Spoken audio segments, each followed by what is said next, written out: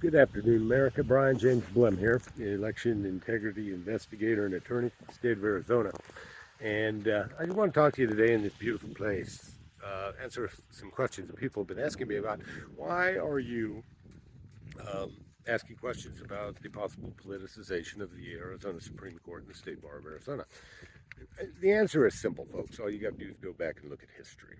Okay, and so we're going to take a little tour through history as soon as I tell you what it is I'm doing. Well, I'm investigating, along with some crews I'm working with, some pretty significant crimes.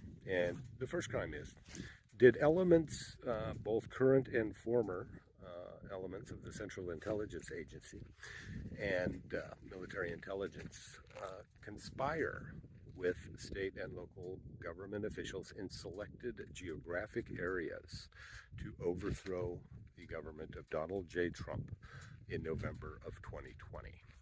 Okay. The second crime we're looking at is, did they actually do that? And the evidence we're finding so far is an overwhelming yes. And anecdotal evidence just, look what the fuck's been happening. That supports the claim easily. The third crime is, what steps did they take to cover up their crimes and their conspiracy? And that's what leads me to the potential politicization of the Arizona Supreme Court and the State Bar of Arizona, as well as the other 50 state judiciaries. And so go back to 2019. Take a look at 2019. What happened in 2019? We got COVID, right? COVID comes out. So one of the first questions is, was it a lab leak? We have some doctors come out and say, yep, this has got markers of being man-made or man-manipulated, and so we believe it was, in fact, a lab leak. Well, okay. What happens to those people, right? Their story changes after they're given lucrative grants to conduct studies on behalf of the United States government, or they're pilloried. Their reputations are destroyed. Their careers in academia are ended, right? They're destroyed. It becomes, the government uses one word, right? The spooks, one word they implemented, and it became the word of misinformation, right? Lab leak, ooh, misinformation, you're spreading falsehoods. We have to destroy your career if you keep doing that, kick you off of social media. In fact, shit, if one of your friends said ivermectin in front of your telephone, then bam, you were banned from Facebook for however long, right? And that's what was happening. That gets us to ivermectin. The treatment of COVID, right? A lot of people began saying hydrochloroquine, ivermectin were effective treatments for COVID.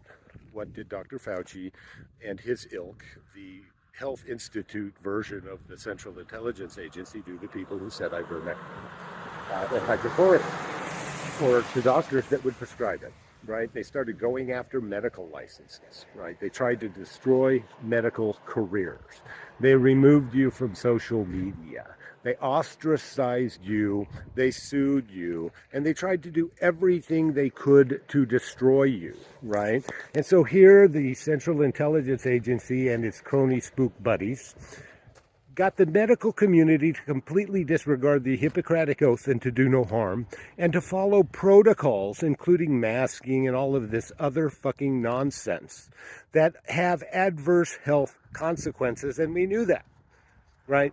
Anything contrary to the government putting out this bullshit was labeled misinformation.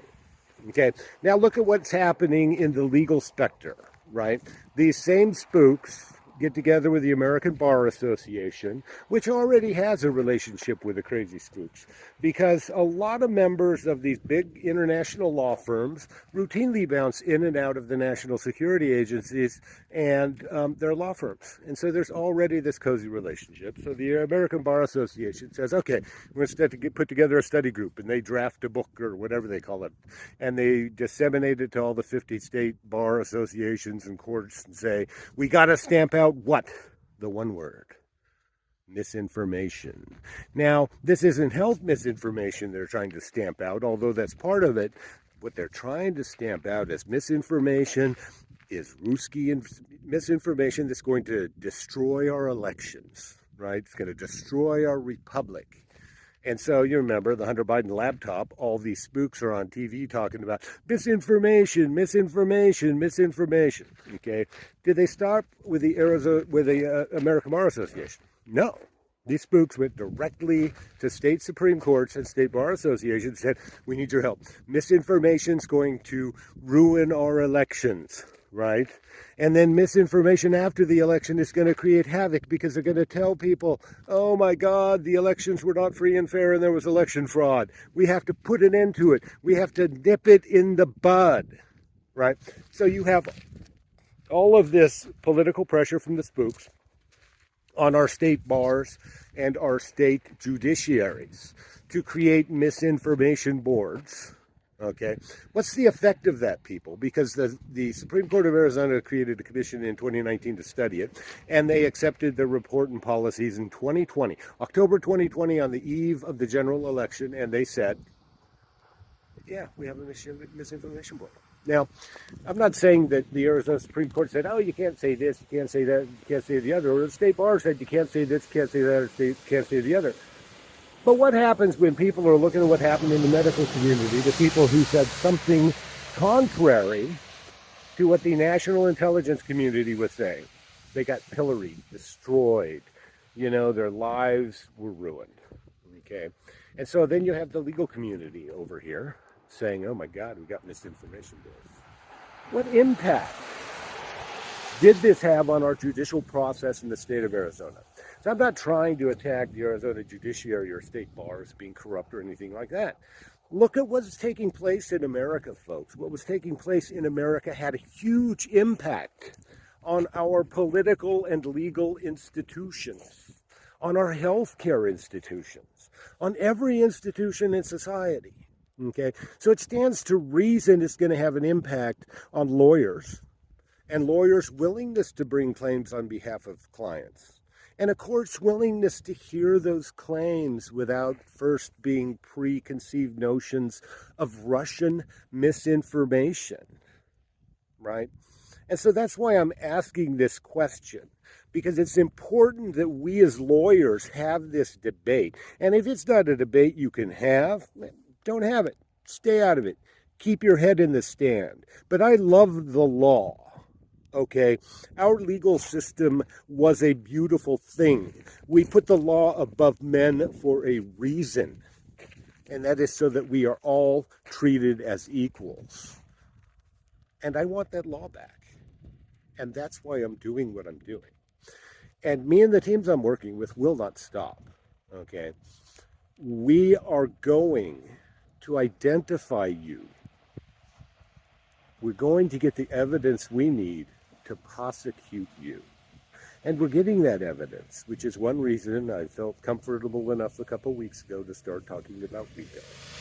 So those of you that think I'm a whack job, crazy conspiracy theorist, the Central Intelligence Agency is good at what it does, okay? It's been overthrowing governments on your behalf for decades. The ultimate irony is now it has done it to you.